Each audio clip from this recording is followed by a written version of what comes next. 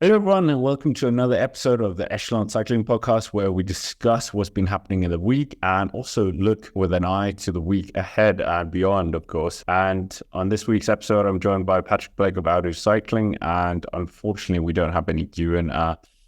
What shall we say? Big emergency happened for him, so he couldn't unfortunately be here. But yeah, Patrick, before we start, I have a bit of rebuttal to do. As I talked about last week, I'm still in Colombia. This is going to be the final one for the recording. And last week, I was saying that Harlison Pantano has a cycling shop empire of 106 shops. That is not true. It's one shop that's specialized. So, bit of misinformation there on my part, and I should have checked my source, being my partner's mum. I think it's, Specialized has it. And then I went to the shop that he has. Very beautiful shop, nice cafe.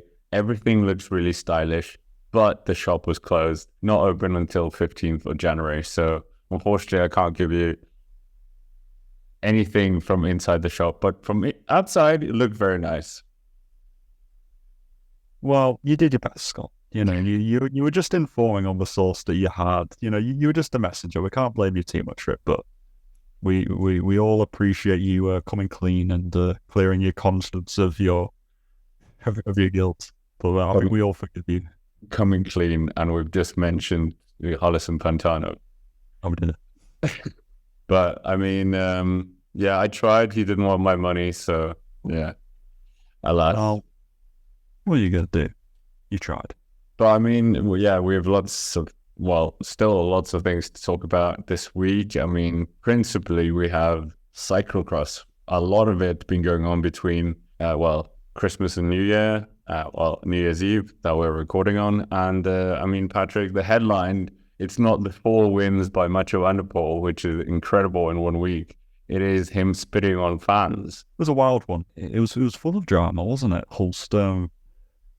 Yeah, we'll start with the Van der Poel bit.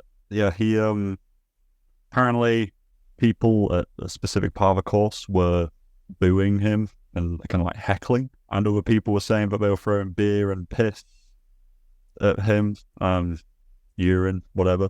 And yeah, I mean, it's not the first time, but we've seen this sort of behaviour at a bike race. I remember back in the days of when Froome was dominating. I think he notoriously had urine thrown at him as well. Of course, Froome didn't retaliate in the same way Van der Poel did by spitting at them. And it's definitely creating a bit of a divide on social media at the moment. And I thought we could just talk about it and see where we both sort of land on this side, because we haven't discussed this at all. So this will be quite interesting to see how Scott and I think about this. I guess I think that the spectators had it coming. You shouldn't be booing the person who's like just racing. Like, you should just try to do that, whatever the sport is. And if you're like a fan of cycling, like, you should just be appreciating the fact that Van der Poel is just really good. Like, I know that, maybe he's not the person that you wanting maybe on your bet 365 or whatever it is, you've got a bet on that one out to win instead. But I just don't think that sort of behaviour is acceptable. I do, Van der Poel's response to it was, a little bit grotesque, I guess. But outside of like him stopping and like physically just like confronting them, was anything going to be done about it by the UCI? Probably not. I think the consequence that Van der Poel has I think I saw he got a fine or something, but that's about it. But I saw people saying that he should have been disqualified. To be honest, I just don't agree with that. I think that Van der Poel was quite right to be annoyed at these people. So I guess I'm on the side of Van der Poel for this. But what about you? Wait, they threw urine on him. Who brings urine to a cyclocross race? Well, I don't know whether it's urine. This is from like people on Twitter, so it's all like it's all very murky, because piss is a very similar colour to some beers, so you don't really. And it's the same, apparently.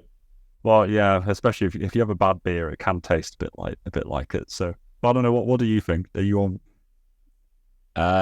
I mean, we have had cyclocross riders get angry at fans, and Sven Nys, I'm pretty sure he went like AWOL at a fan at one point. And I mean, when you think about cyclocross, it's like this intense environment. You're doing a circuit of the same thing. They sell a lot of alcohol because that's kind of the atmosphere.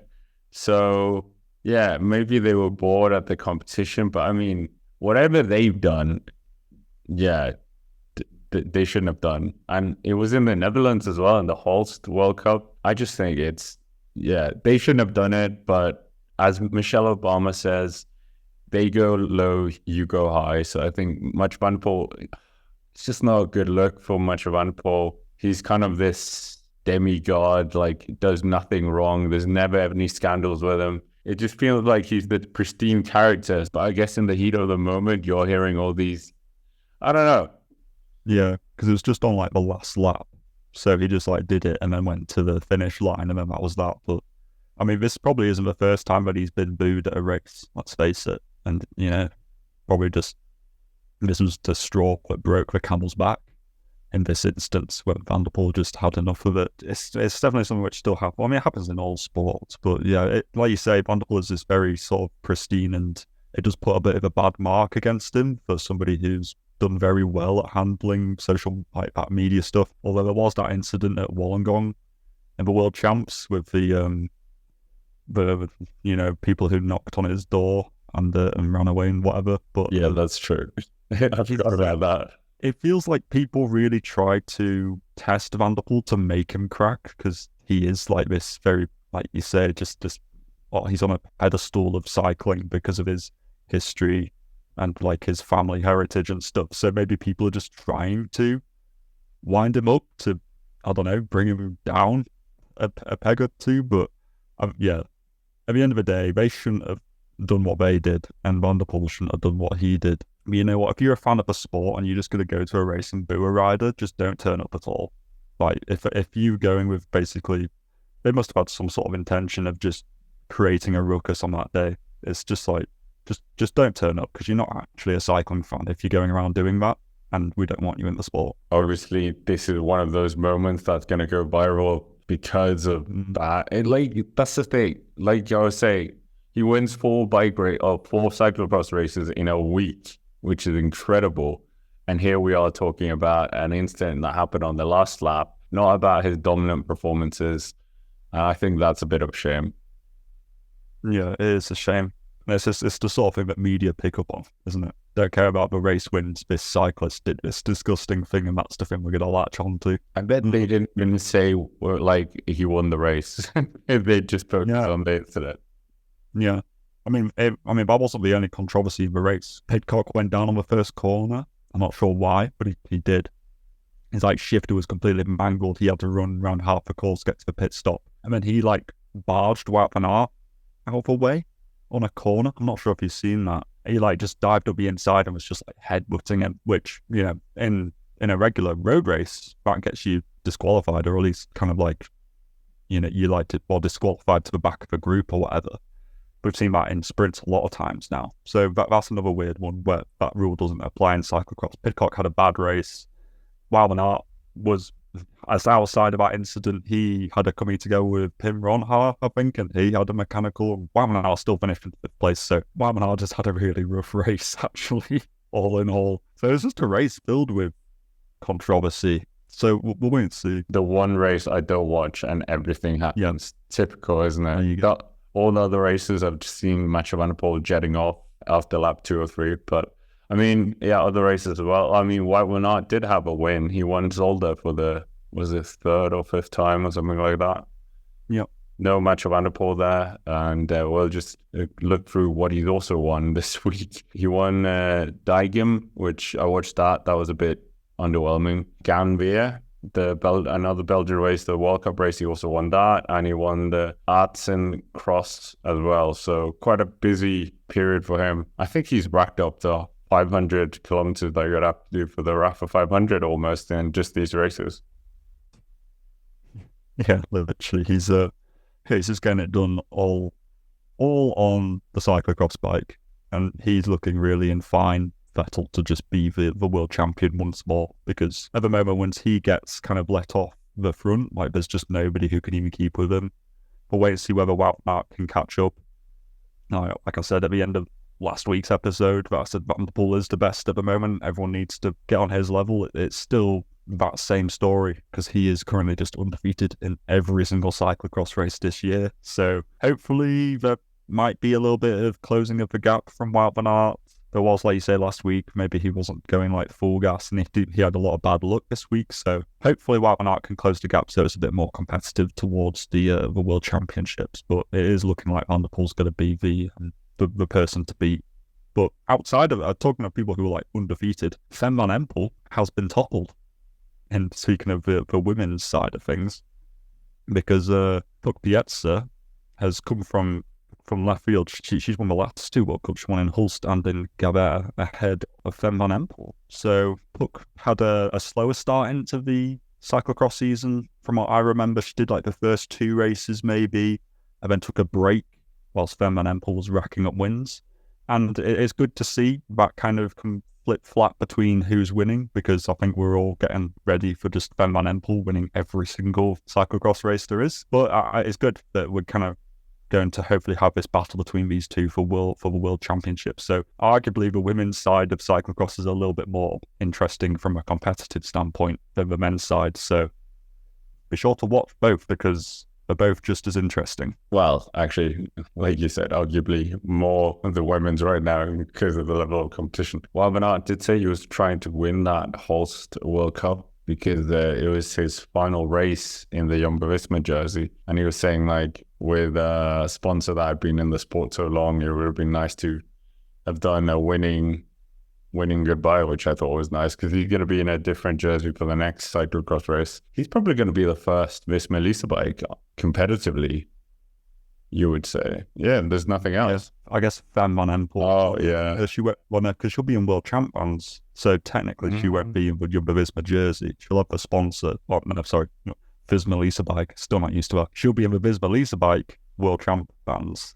Whereas Wout will be the first one to be in the true Visma Lease bike, like pure jersey. So yes, Wout will be the first one. It's not great, the Visma Lease bike name, but I mean, did you see the name that Valtteri Bottas, also a cyclist, did a F1 Stakes something Alfa Romeo are changing their name to? Oh yeah, it's that. I can't. Yeah, it's that. Yes, I have seen it, and it is weird, and it is a grotesque name, and I don't really like it. But you know what? It is what it is. You just got to kind of bite the bullet and just go with whoever's giving the best, highest amount of money. You need that development. Yeah, I've got it here. State F1 team Kick Sauber. Oh yeah, that's brilliant. I love that.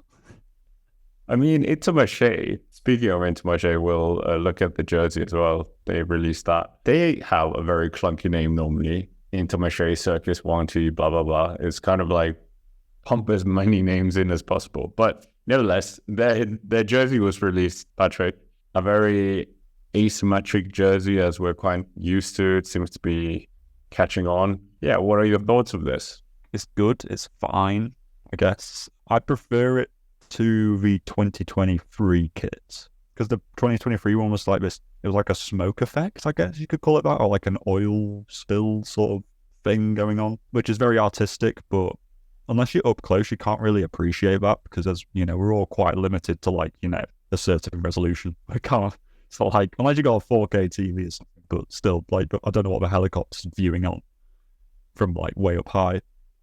But I think it's just another, like Ewan would say, it is the year of the mid kits. I just think the kind of pale, kind of citrus, whatever you want to call it, is just kind of like, it's not a particularly like bold color because it's quite muted in a way. Next to like a white, it's kind of hard to tell the difference sometimes. I think I'd give it a 7. The caveat this by saying that my Bora one score that I gave a few weeks ago, I'm now bumping up to like an 8. I think Bora's actually, it's growing on me. The Bora kind of fluoro works better because it's next to a darker colour, whereas the Intermarché one's kind of next to a dark blue, but it's also next to a white. Do you like it? Yeah, I was going to give it a 6, but not that I'm any fashion icon. I mean, I thought what you've been banging on about in the last few episodes is that you want bulky colors. It is like all these intricate designs. Doesn't mean anything when you've got a helicopter shot sideways looking for them in a sprint train. It doesn't mean anything. You can't see them. Yeah. Literally, somebody please make like a kind of bright purple kit that we see all over the women's peloton. Can we just get one of those, but in the men's? Because I think that would work really well. I know we've got Burgos BH, but I'm talking like a bit lighter, a bit more like pinky. I'm turning into a kit designer here. What's going on? I just think, like you say, blocky colours, make it easy for us to see. Maybe EF. Maybe they're going to do it.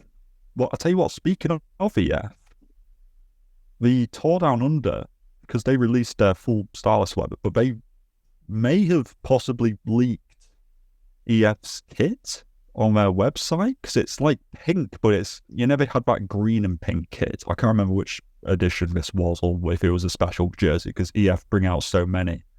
But that one which had like a very kind of army green kind of mixing in with the pink, it kind of looks like that, but it's got yellow. But of course, this hasn't really been confirmed by anybody, but it's on like the Tour Down Under website. And if you go, like, they released like a whole star list, and EF just have like this, pink jersey with yellow on it. I'm not sure whether that's actually their jersey or not. And and nobody seems to be really sure. EF haven't said anything about it, and EF haven't officially released their kit yet. Bear in mind, we are recording this on New Year's Eve. So hopefully we'll see it sometime soon, but this is very EF timing. We're all very used to EF being a little bit late to the party. We'll wait and see what EF bring out. I hope it's not the jersey that's on the tournament on the website, because I think that looks a little bit naff, but that's my take on it. I would literally give that like a 5.5. Well, speaking of Tour Down Under, Patrick, it seems like we have many of the teams starting lists as well. And what do you make of that? Who do you see as kind of the favourite of the provisional list? Simon Yates is the favourite so far for me. Firstly, I just love the fact that the Tour Down Under has released like a full start list a good 2 weeks in advance of the race. The start list is up for the men and women's. The stage profiles are up. Please can other World Tour level events take note of this? Because it would make our lives as like to do preview videos so much easier. Instead of like Tour of Romandy announcing who's doing the race 2 days in advance. It's just, so firstly, everybody take note of that. Tour Down Under, thank you. I think that Simon Yates is my favourite so far. He was on the podium last year from what I remember. And considering that he's on like an Australian-based team, they'd probably put quite a bit of effort in, I think, to try and win this race. But also, interestingly, Isaac Del Toro, the new signing for UAE Team Emirates, the Mexican who won the Tour de l'Avenir, he's provisionally down to do this race as well. So it'll be interesting to see if he gets a chance at leadership. But there's also like Alessandro Covi, Diego Ulissi in this team as well, Finn Fisher-Black, who I'm very high on as well. So it's kind of hard to tell who may or may not be the leader for this team. But do you think Simon Yates is a favourite, or do you think somebody else is going to be fighting for the win? No Jay Vine, obviously. Julian Philippe's going to go here. Binion Girmay is going. Ghana is going. Diego Ulissi, Caleb Ewan, Corbin Strong, Narvaez. I mean, we saw Narvaez at the Tour of Austria absolutely run riot with that race. So if we get that Narvaez here, maybe he can win it. Josh Tarling is here, but there's no time trialing miles.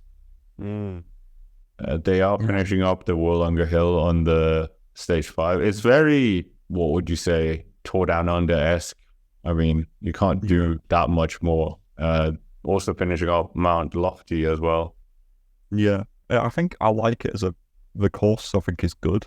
Stage 2 is even quite difficult. There's a series of little bergs towards the end, so that might be a slight little breakaway. And then, we've got Wollongong Hill and Mount Lofty, so it's quite one of the harder Tour Down Under profiles in there. I feel like I've seen in the last few years. It's got like 3 sprint stages in there as well, so good variety. So no TTKs, but I am interested to see what Tarling could do. And I think just Ineos in general, I'm not sure, like you say, Navarez possibly, but who's going to be the leader here? Ghana's been climbed well in the past. Tarling is just a very unknown. Navarez, like you say, Leo Hayter had a really off 2023, but his credentials should mean that, like, the right type of rider he should be a potential candidate to do well here. So I think they've got a multitude of riders who could do well here in Ineos, and maybe that's just the game plan, is just to go smoke and mirrors. Nobody knows who's the leader. Keep everyone on their toes. I think that's going to be the plan. I mean, it'll all largely be decided on Mount Lofty. Not Mount Lofty. It'll largely all be decided on Willunga Hill, I expect. I don't see anyone going past Simon Yates, to be honest with you, considering that he was also good last year. But for the sake of argument, George Bennett, considering that he's been tied to a domestique role for such a many a year, it'd be good to see him maybe leading Israel Premier Tech. Maybe Oscar Onley, DSM Feminic, he would be a good shout as well. And Milan Varda or Johannes Stauner-Mittet for this Melissa bike would be some of the good shouts in there. I'm just really looking forward to just having racing back, to be honest with you, Scott. It's just close. It's so close. We've been having racing. The Vuelta, Costa Rica, we've had all of these races. Guatemala. Oh, yeah. Loads going on. Derek G going there as well. Binyam Gamay going, fortunately, because I thought he was going to be at the press day for the team, but apparently that's not happening. Yeah, but what do you think of Antonio Morgado, the Portuguese? You're quite high on him, and you would probably suit this style of racing. Yeah, it's hard. When I look at this UAE team, Michael Winkel just is going to be rinsed. Like Nils Pollitt won't be rinsed him at all. Like he's going to be the domestique, but I fear Morgado could just be used as a domestique because when you've got, Hodge, the sprinter, I just think that Kobe, Finn, Fisher Black, Ulissi, and Del Toro all have a pretty decent GC aspect to them, whereas I think Morgado is more of just like a puncher, and I think that you need just a little bit more climbing prowess than he's shown in his career so far. So I fear that he might just be a domestique, rather unfortunately, because he is a very exciting rider. Do you want to give a podium prediction, or is that too keen? What, the preview show prediction? Preview show. Can we change it? The closer we get? Yeah, you can change it. Okay. Okay. Do you want me to go first? Yeah, sure. Okay. I'm thinking Varda could be exciting. Yeah. I'm going to go with, I think George Bennett will finish in third place. I think that, you know what? I think Archie Ryan will finish in second. And I think that Simon Yates wins. Okay, so you're really using the fact that we can change it. Yeah. Okay, I'm going to say Michael Storer finishes third from the Australian national team. That would be funny. Second place is going to be Isaac Del Toro. And we've gotten here to the first place, and I'm not even decided who it is. So this is going to... Jonathan Narvaez. There we go. Why not? First ever Ecuadorian wins the race. You're using the fact that you can change your picks as well. Completely. We're going to start with really Hail Marys at the start and then just kind of narrow it in as we go along. Well, you'll just have to come back. People will just have to come back next week because maybe we'll have Ewan back and he can give his 2 cents on it as well. Well, he'll probably pick Oscar Ondley to win it. But yeah, it's definitely an interesting field, though. It's nice to see all the new riders as well with the new teams. Like you'll see the Torpedo Philip Mojcek for Bora Hansgrohe, or Jack Rockin Gray from EF, whatever jersey they're going to be wearing. Archie Ryan, like you said as well. Stauner-Mittet as well for the bike. What can Tarling do as a maybe GC aspect? Luke Plapp at Jaco Alula. That feels like maybe a little bit of one, but because he won like the COVID edition, I think, of it when it wasn't an event. It was just like a sportive or something like that. I just love the Tour Down Under. It feels like we've finally kind of kept the season underway. And you never know who's going to be in good form. Like there is no form guide. There's no previous races to go off. You just have to fully guess as to who's going to be going well. That's true. I mean, yeah, that Jaco Alula team, now looking closer at it, is really like a great Australian team. This kind of team is like what they used to win the overall and then take a few stages with Caleb Ewan. Yeah.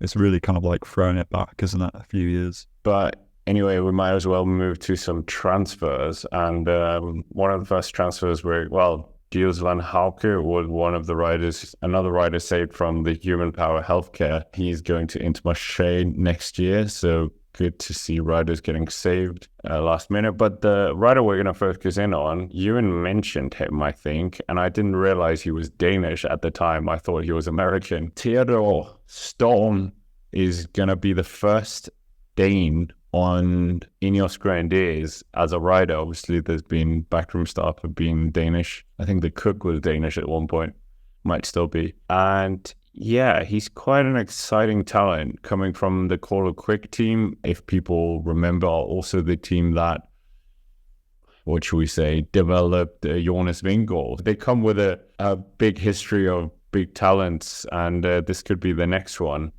I mean, Patrick, what do you think? I would believe that he was going to sign for 2025, but now he's going for 2024. So in a week of almost 2 Danish talents going to the World Tour. We also talked a lot about Albert Philipsen, but this time it's another rider going to Ineos Grenadiers, 18 years old. Yeah, I'm apprehensive to be hyped about it because I think I've seen this enough times with Ineos now where they bring in some young hype talent and after a few years they don't really do anything. Somebody like Leo Hayter is quite a good example of that, where there's loads of hype and then it's just like, oh, now they've not really done all of too much. Yeah, and it's also like he's 18. Do people at Ineos really get the opportunities to succeed before the age of like 22, unless you're like Pidcock? Not really. It just feels like Ineos have just kind of squashed talent. And it feels like they're accumulating so many good riders like Andrew August, Leo Hayter, Michael Leonard, Theodore Storm, and I mean, Josh Tarling's also an exception to this, I think. But it just feels like we're accumulating so many teenagers. And it's like this, I know Ineos are going through this rebuilding that they claimed like a couple of years ago, but part of me just thinks, when is this actually going to come to fruition? Because it feels like we're continually signing young riders who have all got fantastic potential. Theodore Storm, no exception to this. He looks like an incredible signing. But do I think anything's going to come of it? Is he going to get enough opportunities? I just always feel like other teams like who have a development team, like a Visma bike or like Lidl Trek have one now, or DSM. I just feel like those teams have it a bit more sussed out as to how to develop talent, whereas Ineos bring them in a bit undercooked and they spend years just like not like, I don't want to say underperforming, but they're kind of like growing, and then they get to the end of their contract after 3 years, they haven't got the results, and then they don't like get re-signed or something. It just feels like Ineos don't have their youth development system sorted out. So I'd really hope that he's not just another one of these who just like falls to the wayside. But other than that, I'm very hyped about him. He's done really well on a lot of like national races in Denmark. He came 5th at the junior world champs road race. Lots of like the junior stage races he's done really well in as well. Paris-Roubaix juniors he came 3rd. I think that he's got all the credentials of somebody who could be a really good one-day racer, I dare to say. But it's always hard to tell what Ineos is going to do with these talents. What do you think? What do you think he could achieve at Ineos? Do you think he will get the opportunities he deserves? Or win the Tour de France? He's going to win. Because he's Danish. Yeah, exactly. So natural bias. Danish dominance. The reason why Ineos Grenadiers have a hard-on for him is because he had forward into his trip. It's got a cool name, obviously. Well, that is what. But it's because he's a track cyclist. Well, he's got a track. Well, he obviously is on the road as well, but he's got a strong track pedigree. He wants to get into the Olympic squad for the men's team pursuit, which is in Paris, obviously. So we've seen that a lot, and that is what you've been saying. Michael Leonard, Luc Plapp, all these guys that had kind of the credentials from the track background. But I think the crux of all of this is completely what your point you've been banging on for many episodes about, that they don't have a development team. All these riders should slot into a development team.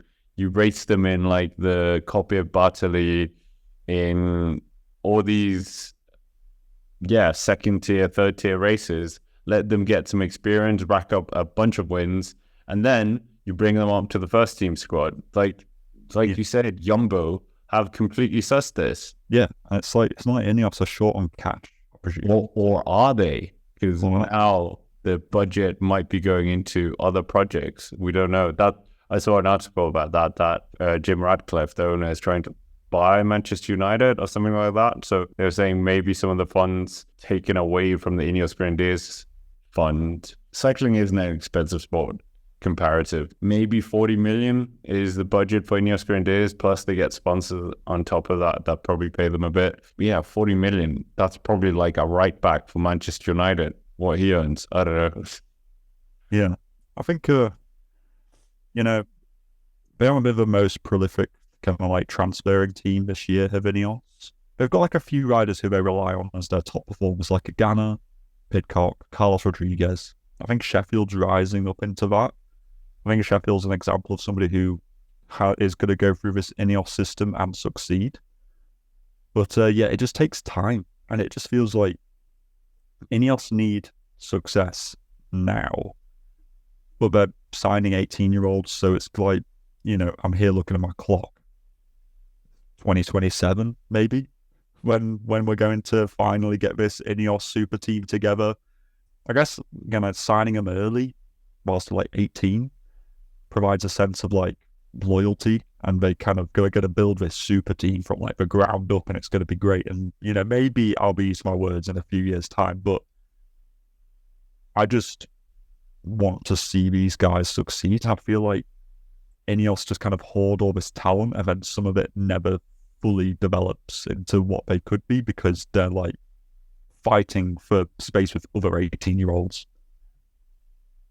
And they'll just get sent to the Tour Down Under anyway. How did it go? How did it go? Luke Plapp, that whole investment on the talent. Like, they developed him for a number of years, and now bang, he's at Jaco Euler. So it's like, Ineos develop talent which is poached by other teams, and then it's at that other team that this rider does well.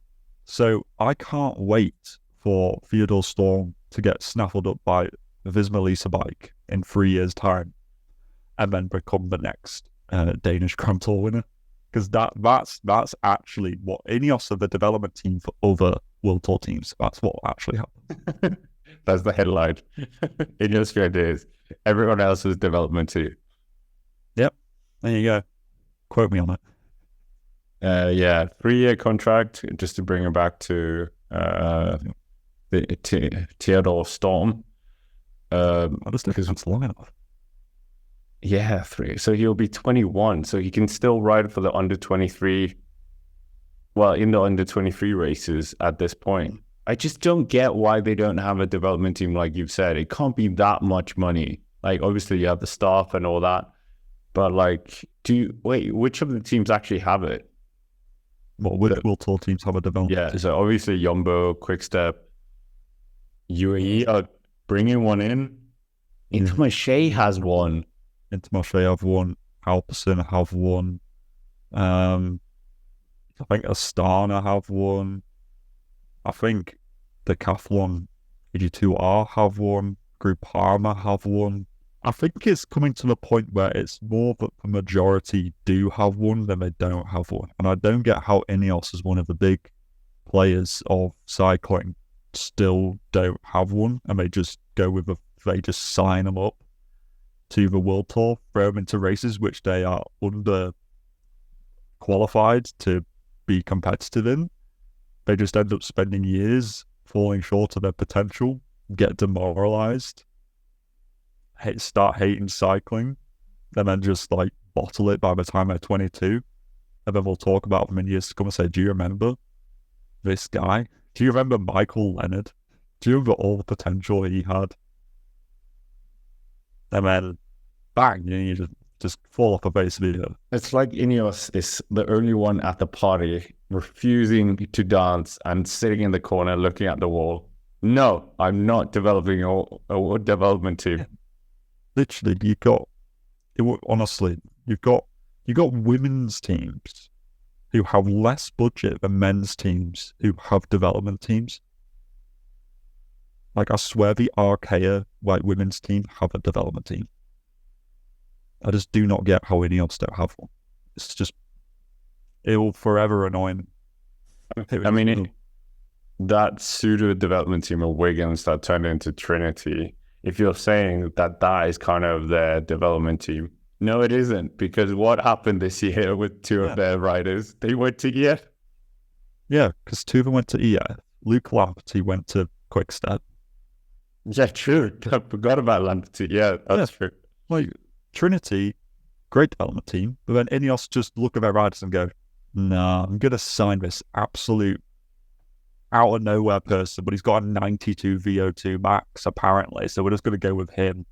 Or we're just going to sign time trials and turn them all into Grand Tour riders because we still think it's 2012 and we can just create Bradley Wiggins again, like taking him out of a cryo chamber and just hoping that he's going to win. It's like, well, it's just not going to work, is it? Ineos annoy me as like a UK-based team and as a UK person. I just don't like them. I just get perpetually annoyed by Ineos.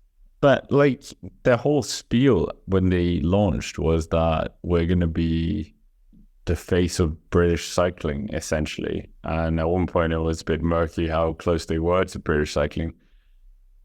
And yeah, now they're signing Danish talents, they're signing American talents, they're not signing the British talents. And like we said, Jack Rockin Gray and Lucas Naruka, they're both British and they're both good enough to be at the World Tour, and Ineos are not signing it. Yep. Straight facts. Well, yeah, I mean, enough. Me and you could do a whole episode about whinging about British cycling. Not because we don't like British cycling, it's because we tried. That's why we're saying it. I see what it could be. Exactly. And I just see that we're not achieving that, and it just makes me upset thinking about what we used to be and what we are now. Is there any continental teams even left other than Semperian and Trinity? No. It's a bit sad. But anyways, coming to Ride of the Week, and Patrick, plenty of races to choose from in the cyclocross sphere, and who's your Ride of the Week? I'm going to go with Puck Piazza for breaking the Van den Poel winning streak and reinstating competitive cycling in the women's cyclocross scene. So, and also Puck's just like, her like course recons are just brilliant. So yeah, Puck Piazza, my Rider of the Week. So I've gone with the women's side. So are you going to pick Van der Poel? Obviously, Van der Poel. I'm gonna look past his little incident. I believe that 5 seconds in a week can't, well, unless you do something else with those 5 seconds. But in terms of what he did with those bad 5 seconds, I don't think that we can crucify him to not get it, because 4 wins in a week in cyclocross, I think that's incredible. And as world champion, and he said he is completely focused on that 6th world championship, so I'm all for it. And yeah, in your face, literally, some of those bands.